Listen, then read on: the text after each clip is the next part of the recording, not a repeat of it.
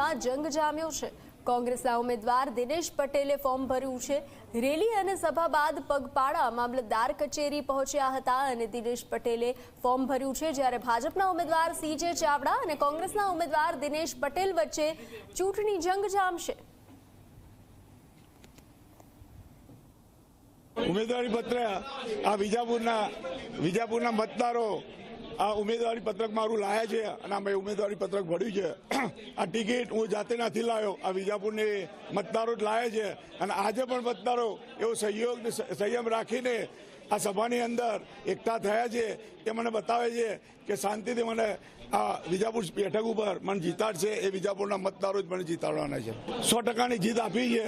એમના આંકડાઓ તો હું અત્યારે તમને નથી કહેતો, પણ મારા 27,000ના આંકડા તો મેં ગઈકાલ સુધી લઈ લીધા છે કે 27,000થી વધુ વોટે હું જીતીશ એવું ખાતરી આપું છું। મારા મતદારો પણ મને ખાતરી આપે છે। તો આ વચ્ચે જૂનાગઢ બેઠક પર